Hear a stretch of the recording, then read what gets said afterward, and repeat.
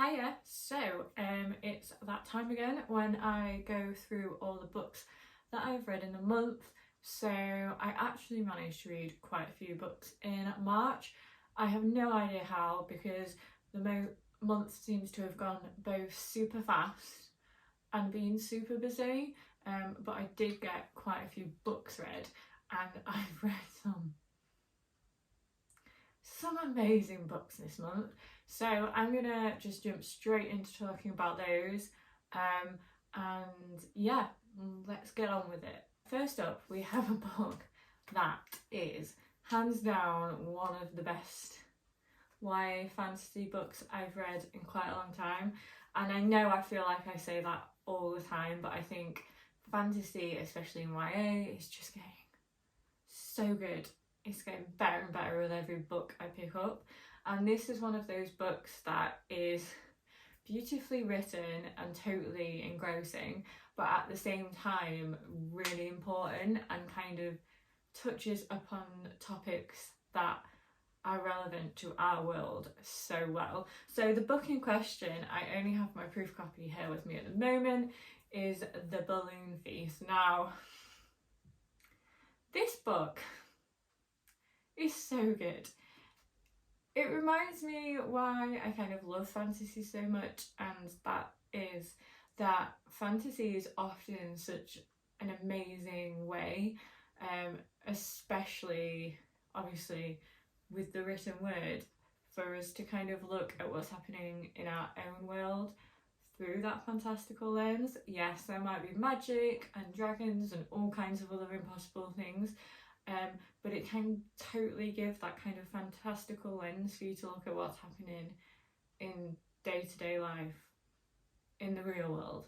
And this is a book that does this. Now, at its heart, The Balloon Feast kind of explores loneliness and identity, and touches on the topics of racism and gender equality, and it does it in such a hard-hitting, emotional way, while still being one of the most entertaining plots that I've read in a really long time. So we follow two main characters in The Balloon Feast, and both of them are trying to find their place in the world. At the start of the book, they both end up fleeing their own lives. One by commandeering, shall we say, a balloon. So these are kind of hot air balloons that are used primarily for travelling and for the kind of delivery of goods in this world. So one of our incredible characters commandeers a balloon to flee. She's always been obsessed with these balloons and the colours and designs and how they seem to float across the sky away from the situation she's in. So she's fleeing her controlling father, along with a society that has left her battling constantly against gender equality and misogyny. Now, Jacob is our other main character, and he gets mixed up in a few things, does Jacob, but he's one of those characters that you can't help but adore anyway. So Jacob is also kind of fleeing throughout this book and really searching for a place where the colour of his skin is just that. It's not a sign of privilege or repression, and it's his journey to kind of find somewhere where that is the case, where skin colour is just skin colour, nothing more. This book is so good. It'll pull you in and it won't let you go. It's so hard hitting, and it covers such important topics in such a emotional, raw way, whilst being utterly entertaining at the same time. And I couldn't love this book more. I want more of this book. This is incredible, and it's a debut novel.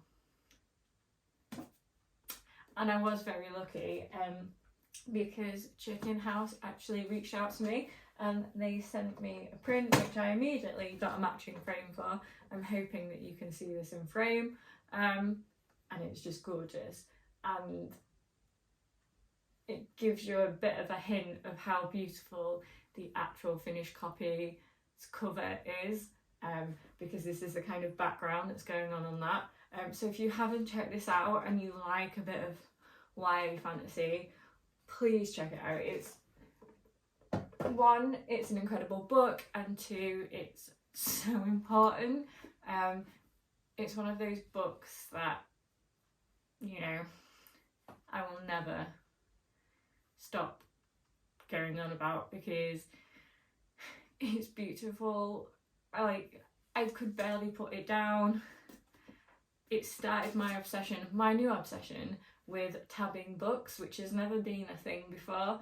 Usually, I'm one of those readers that kind of just reads, but there were so many times in this book where I read a line and it just hit me, or it just grabbed my heart, that I had to make sure that I knew where they were for future reference. So yeah, this is an incredible book. You will hear more about this book. I will continue to go on about how incredible this book is. So please check it out. If you have read it, let me know, because I would love to talk to people who have read this book. And if you haven't, then please consider getting a copy and reading it so that I can talk to you about it, because it's so good. It's so good.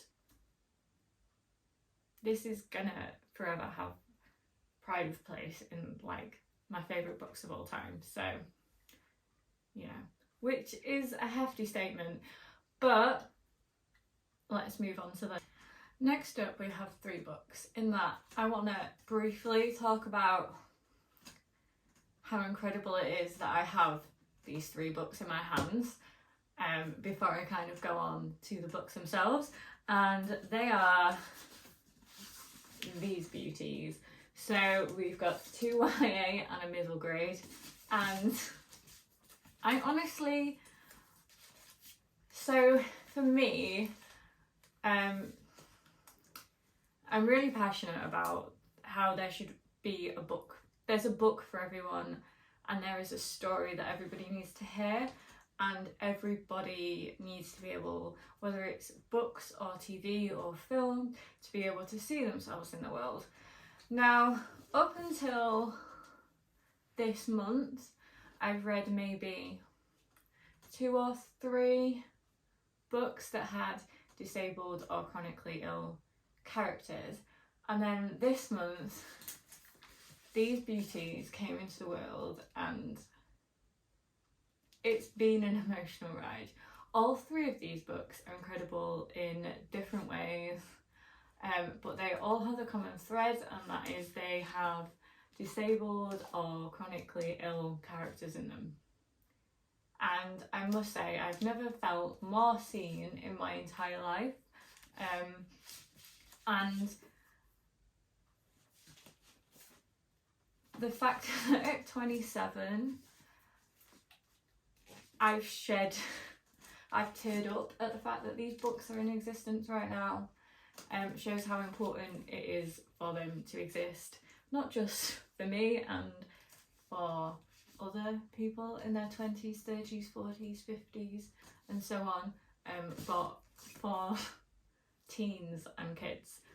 So I just wanted to say that before I kind of got into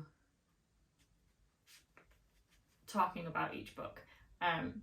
So I will do that now before I start tearing up talking about how much these books mean to me. First up, and perhaps holding the most special place in my heart, is One for All.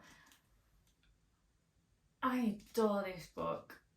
It is a book that, like, when I was a teen, I would have killed for.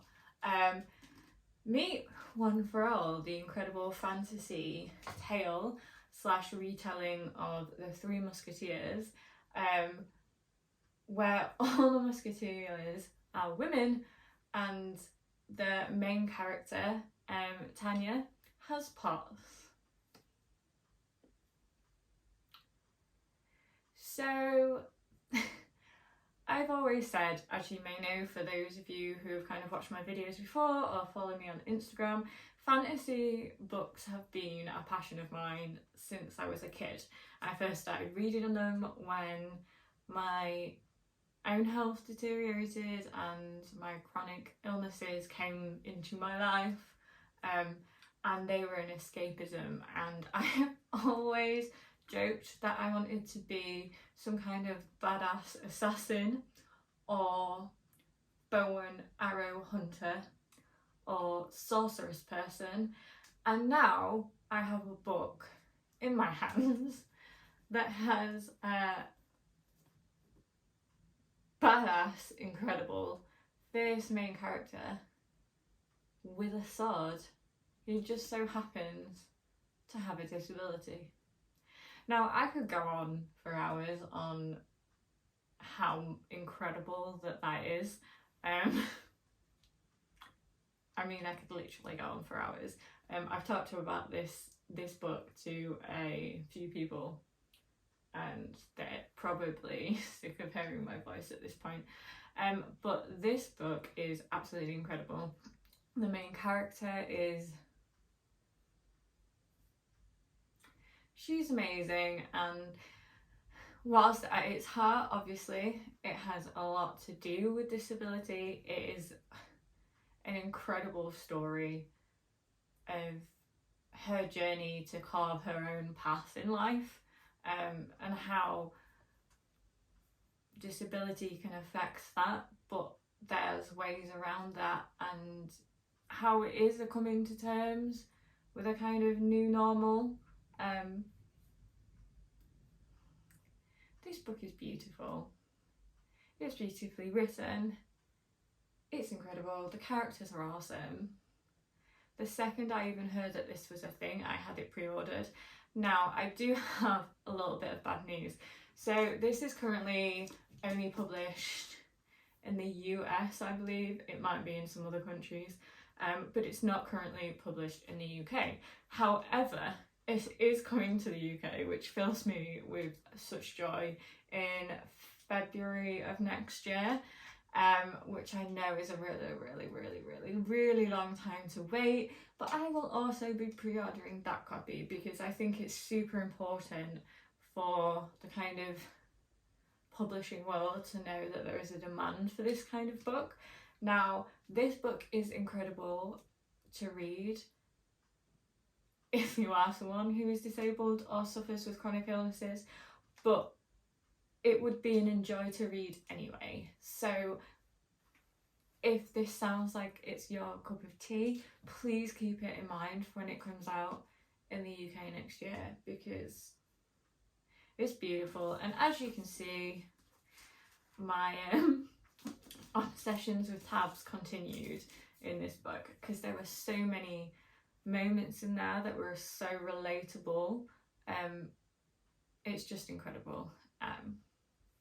Please check it out, and then we can talk about how great it is, because, you know, as you can tell, the excitement about this book is real, and I get all kind of like jumpy and hyper when I acknowledge its existence. Acknowledge its existence sounds bad, but like when I start talking about it, I just can't stop. So I'm going to quickly put this beautiful book down, and move on to the next book. Next up, we have another book. So my life has been without books with disabled and chronically ill characters in it for quite a while, and then loads come along at once, and I am not complaining. So next up, we have The Moth Girl. Now, this is a very different take, and completely different from One for All, in that it's a very different story. So The Moth Girl, I mean, it's perfect. So it uses magical realism and metaphor to kind of explore the vast emotions and realizations that come along with chronic illness diagnosis, especially in your teens. Now, during your teen years, obviously you're finding out who you are, you're finding out what you believe in, you're coming to terms with the world and society and your place in it, and striving forward to kind of carve your path and make your place in the world. Now, when you throw chronic illness into the mix, that is a really difficult thing to kind of come to terms with and explore, and this perfectly kind of captures that. Now, this book uses a made up kind of magic inspired illness to explore these feelings, but nevertheless the feelings and the emotions, as you can see again from the vast havings that are kind of expressed and explored in this book, are bang on, and it's just beautiful and raw and lyrical, and you know, again, it's another one that is currently only out in the US. I haven't heard about anything about it coming to the UK yet. I might be wrong. I will try and kind of like find out more about that. But it's beautiful. It's also a beautiful book. If you haven't heard about it, go check it out. It's great. It explores all realms of kind of teen life, like, and how chronic illness can affect those, from relationships with your friends and families to kind of like your feelings about yourself and your place in the world and the future, which I think when you're a teen is a very scary concept. The future is this vast, never ending, when you're a teen, thing that is sprawled out in front of you. And obviously at that age a lot of emphasis is put on the choices that you make then and there and how they will affect the course of your entire life. Now, if you throw a chronic illness into there and the uncertainties that come along with that, from hospital visits and not knowing what is wrong with you, to kind of like the effects that it will have on you long term, and is this thing something that will prevent you from doing things? They're big emotions, and this book like perfectly kind of captures those and explores them. So yeah, another incredible read for March, I must say. So next up we actually have a middle grade read. Now, I have to put my hands up, I don't read as much middle grade as I should. That isn't because I don't enjoy reading middle grade. I do, I love middle grade books, but there's so many YA on my TBR list that middle grade just doesn't tend to make it through to the top of my pile very often. However, when I heard about this, it went straight to the top and it did not disappoint. And the book in question you will have heard me talk about, and in fact if you head over to the author interview section of my channel, there is an incredible interview with the author of this book, and that book is The Secret of Haven Point. Now, this book is absolutely incredible. It is utterly magical, and there's nothing about it that I didn't love. Now, The Secret of Haven Point is a story of Haven Point, really, and the things that go on there. So Haven Point is this kind of magical area on the edge of the sea. Obviously, as the cover hints at, there is a lighthouse there. Now, the reason this area has this kind of element of magic is because it's in fact got this kind of magical border around it, which means outsiders can't get in.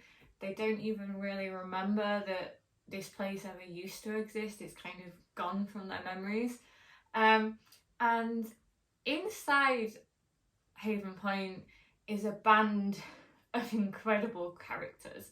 Now, all of these characters are disabled and they are all incredible, and this book, the things I would have done to have this book as a kid. This is a story filled with fun, from our captain who walks around with a kitten in his beard, to the fierce and utterly amazing mermaids, to our wrecklings. Now, our characters are called wrecklings because they go on wreckings. Now, this is where, with the help of the mermaids, our bunch of characters kind of take from passing ships in order to support their lives. Now, this is a place of safety. It's a safe haven for those with disabilities, whether they be mental disabilities, physical disabilities, anything. And this is the story of what happens when the outside world starts coming in. Now,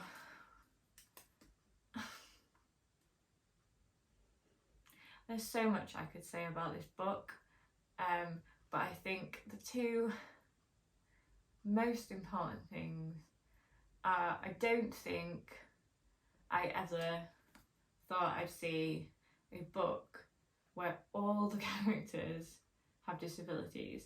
Now, I don't know if you'll be able to see it, but you can see all the characters on the front have disabilities, and then I think the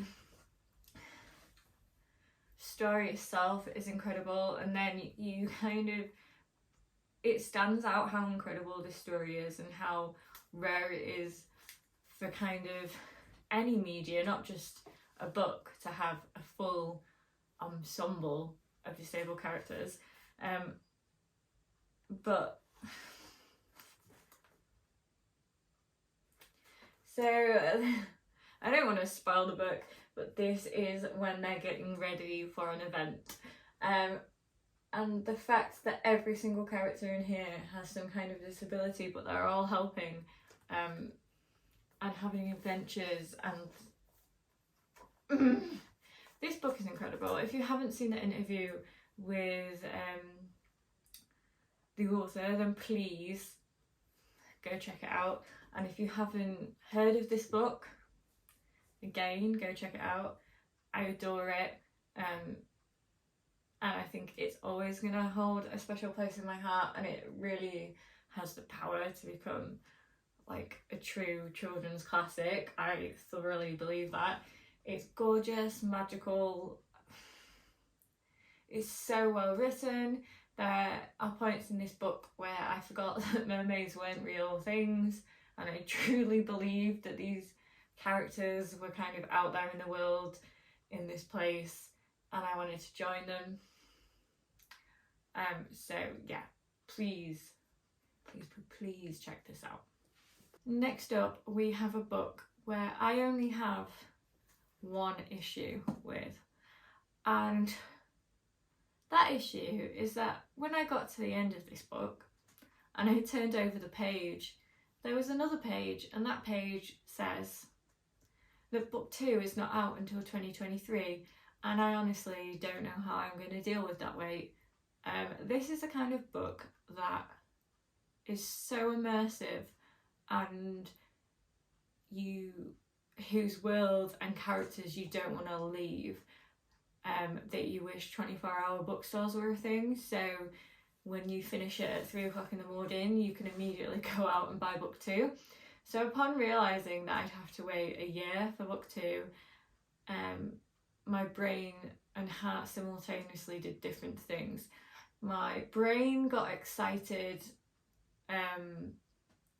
that there was definitely going to be a book 2, and that I had proof of that in my hands, and then my heart broke for me having to wait so long.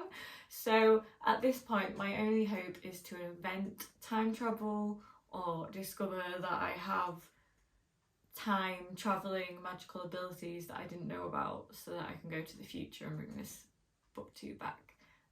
But I'll stop talking about that now. So this book was very kindly sent to me by the publisher, but I didn't know I was going to be kind of receiving this book until it showed up on my door, and oh my god, when it came out of the envelope, I knew that this was going to be a book for me, and that is The City of Dusk. Now, if the cover doesn't sell it to you, and it should because it's an incredible cover, then the tagline definitely will, because when I read this, I immediately put this to the top of my TBR pile, despite all the other books kind of secretly judging me while I did so, and that is, for each realm there is a god, and for each god there is an heir.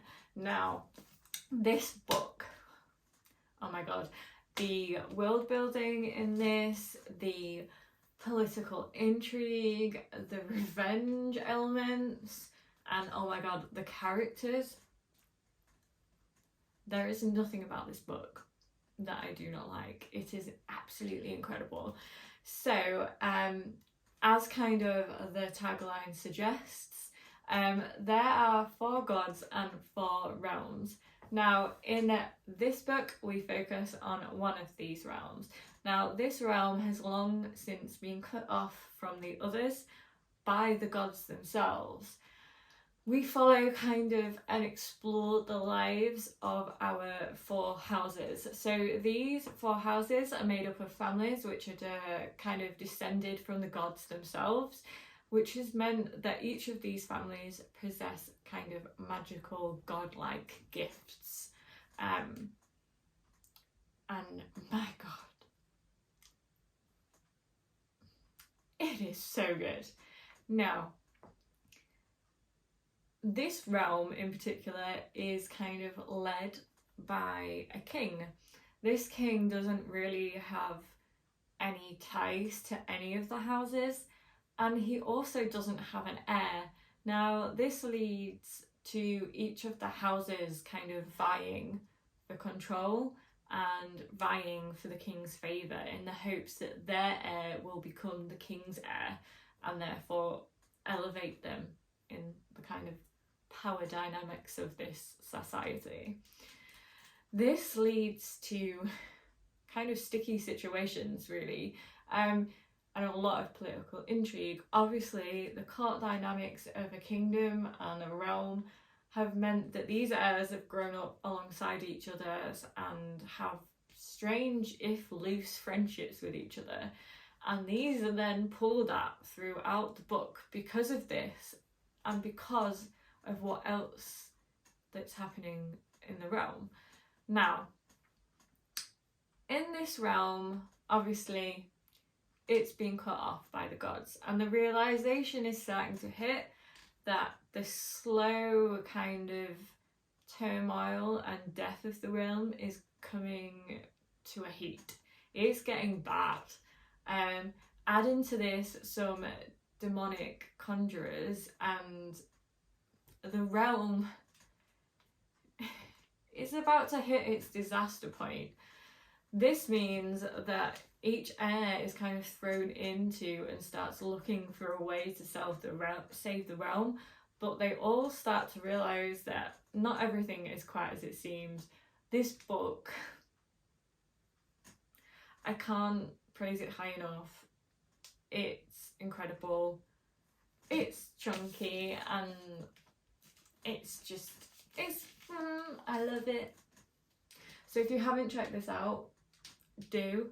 It's an incredible book. I cannot wait for book 2 and book 3. If I can manage time travel, I will be a far happier person, because I immediately need book 2 and book 3. And book 4 and 5. I honestly can't see me wanting to leave these characters in this realm, even the bad characters like the ones that are up to no good, you can't stop reading about. They're so complex and interesting, and the kind of range of characters that we have in this book is just incredible. From the fiercely loyal, who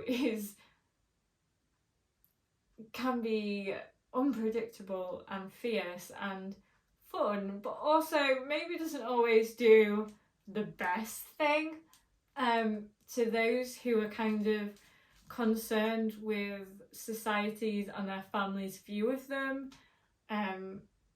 Yeah, I adore this book. So I'm sending all the hope that I can that it is immediately book 2 is in my hands, that I can, because yeah, I love it. So next up we have another fantasy that is the first in a series / trilogy, and that is Castle in Their Bones. Now, I don't know what to say about this book, in that it is so good and it is so filled with things I want to talk about that I can't talk about because I don't want to spoil it for anyone, but also the ending. I adore this. So this is the first of a brand new trilogy that follows 3 royal triplets. These have all been trained from birth to kind of not just fulfill your typical princess duties, but to complete and take part in their mother's plan to take over all the kingdoms. These princesses are kind of trained to go into other kingdoms as brides, infiltrate them and push them into war so that their mother can come along and claim the prizes of the kingdoms. Now, these princesses are all so fully developed and they all have such strong voices and they're so different, and I love them all, which is why this book is so emotive to talk about, because you laugh with these characters, you want to cry with these characters, and oh my god, when some of the things that happen to these characters, it like hurts. So this book is definitely one of those that, yeah, I'm gonna read all of the books that come out in this world because I can't not. Obviously, despite all this training, nothing can really prepare these sisters for what happens when they get to their kingdoms that they have to infiltrate. Obviously, as they get more ingrained in these kingdoms, feelings and emotions arise, and it leads to this complex kind of emotional aspect of the book where like they don't quite know what's right to do anymore. They've been trained, or some of the characters, they've been trained to kind of to believe one thing and to complete one thing their entire lives, and then they're thrown into this world where obviously they're in a kingdom with new people and they develop feelings for these people and they don't necessarily want what is to come. And that is why this book is so good.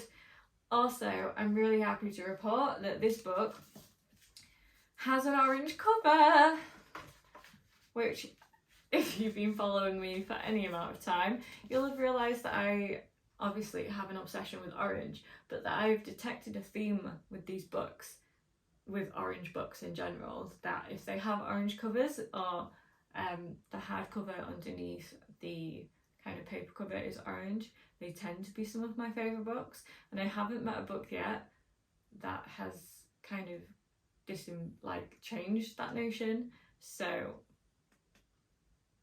I want to say so much more about this book, but I also don't trust myself to not spoil it. So please do go check it out. It is beautiful. The author that that wrote this does have another trilogy that is already out, so I'm going to dive into that in the hopes that that can sustain me until book 2 comes out. That's my plan of action. So wish me luck. Next up, we have another book that was just incredible. This is a temporary YA that came out really recently, and very kindly the Rock the Boat team actually sent me a copy to kind of read just before it came out, and that is I Am Not Your Perfect Mexican Daughter. This book is so darn relatable. Like, let's just put that out there. I adored this. This is probably the most relatable look at family I have read in a YA novel, from the use of kind of like humour as like almost a defence mechanism to emotional pressures within families, to this kind of constant pressure to live up to a family member's almost golden status. In this case, the main character, Julia's dead sister. Now, her sister was always seen as the perfect daughter, and after her tragic passing, Julia struggles to come to terms with this and the constant pressure of how to live up to that standard. Now, obviously, the main characters and my cultural and daily life situations differ, but I think the themes of how and the exploration of how one can possibly live up to an impossible ideal is a universal one, and that makes this book so darn relatable. At the core of this book, obviously, this is a story about loss and about finding yourself whilst learning to understand the actions of others and what could inform those actions. It's funny and beautiful, and it's a truly important book. I absolutely fell in love with it. It's poignant but laugh out loud funny. This is all about losing a sister and finding yourself, and I love it. I love it so much. And there's also a mystery element in there too, which just keeps you turning page after page. If the humour and the like poignant elements within the book are not enough to hook you, then the mystery at the heart of it will. Yet again, another book that I absolutely adored. I must say, whenever I get an envelope on it that has Rock the Boat on the outside of it, I know it's going to be a great book, because they often seem to like know my brain better than me and send me books that I just fall in love with, and this is one of those. It's so good, and Netflix are actually going to be bringing this to a screen near you very soon, and I think that says a lot. So yeah, if you haven't checked this out, please do. Obviously, it's not a fantasy, but I still adored it, and I think whenever a book isn't like your comfort or most read genre, and yet it still becomes a book that's really important to you and that you adore, it says a lot. So yeah, I love this one, so please check it out. Next up is a book that I was super excited about, and after reading it, I'm glad I was. So that is Blood to Poison. Now, I believe this comes out next week, so it comes out on the 14th of April, but my brain also can't remember what day it is when I'm filming this, so you know. But I think it is next week. Now, this book is absolutely incredible. It follows our main character, Savannah, on her kind of journey into a world of magic that she never quite knew was there, and a world in which she's trying to find answers. So Savannah is angry. She finds herself angry in situations all the time, and this seems to be a common theme in her family, along with the fact that a lot of her kind of ancestors and family members, the women have died young and they've died angry.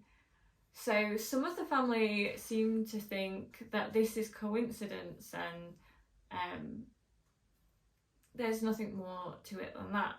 Others believe that it has something to do with Helia. I might be saying that wrong, so please bear with me if I am. That is Savannah's ancestor and an enslaved woman from her past who is believed to be kind of the source, the origin of this curse. She died young and she died angry along with other members of the family. Now, Savannah's on a quest to find out which side of the family she kind of agrees with. Is she gonna die young? Can she stop it? What's kind of going on? And she's kind of thrust into this world of magic that she didn't really know was there, along with family secrets, and finding out things that past family members have gone through. This book is beautiful. It looks at family, it looks at kind of ancestry and your roots and rage, historical rage, and it's beautifully written and emotive and raw, and whilst it's not out yet, you should definitely check it out when it does come out because it's absolutely incredible. It's the first book I've read by Mary Watson, but it won't be the last, that's for sure. I absolutely adored this. It's an incredible book. Next up, we have a book that was very kindly sent to me as part of a book tour, which I can't believe. The fact that I'm invited to be part of book tours now is like blows my mind, and that is The Stealing. Now, this is a book that is definitely a step away from my kind of usual reads, but was a joy to dive into. Our main character, Sarah, is super relatable, despite the fact that this book is set back in the 80s in a world without mobile phones and social media. The core of her character is just so relatable, even despite the kind of time difference, and I think that's really, especially in something that's not fantastical, a really good sign of a great character. Now, Sarah longs to be free from those around her who wish to control her. She basically wants to escape to college and be able to find her own way. She lives in a small kind of fishing town, and works for her father, who is a fisherman. Now, she kind of wants to get away from this, but finds herself kind of being kept in that world and situation. Now, the tagline in this is, "She chose to die, now she chooses to live and love, but her spirit has been claimed by a dark presence." Now, this is definitely a kind of gothic romance, which, again, not something I usually kind of pick up, but it was incredible. Now, none of the men in this book are particularly likeable, but I don't think they're supposed to be. It was really refreshing to see our main character Sarah talk about men in a way where she was aware of their faults and she saw and spoke about them, which you don't always see with female protagonists, especially in YA. Now, the supernatural element definitely give it a kind of fantastical feel, with paranormal elements kind of linking into this alternative realm where she's drawn into and confronted by Max. Now, Max is a character in his own right that is just so complex but interesting to read. This book, the atmosphere is absolutely incredible. The atmosphere and the location in this book just made me long for the sea, and the world building is incredible. The chapters in this as well are super short, so it's quite a quick read, because there's always that, oh, I can just fit one more chapter in there. So if you do pick this up, you will be sure to kind of like fly through it really quickly. But yeah, it was a great read, very atmospheric, and has kind of given me a bit of the gothic literature bug that I kind of want to explore a little bit more. I don't know when I will get round to that, because obviously my TBR is already never ending, so to add more books to it would make it even longer, and that is a thought that terrifies me. But yeah, next up, or lastly, whichever you want to go with, is The Dark Lady. So this was picked up because it was part of our online book club reads. It was a little bit different to what I was expecting. I didn't know a lot about it going in, but it's incredible. So it was set in, and is set in, Elizabethan era England, and it does have a lot of phrases in there that kind of draw you in and make you really feel like you are in Shakespeare's time. Shakespeare actually makes an appearance in this book, which was really interesting. And this story follows our main character of Henry. Now, I don't want to go too much into this because I didn't know a lot about it before I went into it, and I think that's what made it such a good read. But it was absolutely incredible. It was really fun to read, really short. There's kind of a dream world element to there, with Henry's mother maybe talking to him, who is someone who has abandoned him in the past, and left him in kind of London to kind of fend for himself with people who feel like a family to him but aren't actually, and that leads to a lot of emotions stirring up. This is a really interesting story about magic and more that you should definitely pick up if especially if you like historical fiction. I don't read a lot of it, and I found this really easy and interesting. It was easy to get into, and it was beautifully done. So that's it for the March reads. There were quite a few. I had a really good reading month. There wasn't a book that I picked up that I didn't get on with or didn't like. There were some incredible ones that I know are going to be like in my top favourite books for the foreseeable future. But yeah, please let me know if you've read any of them and what your thoughts on them are.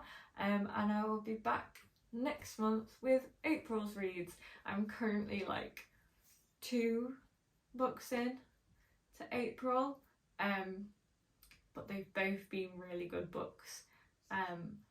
Or one's been a really good book and the other one is really good so far. So I'm very excited.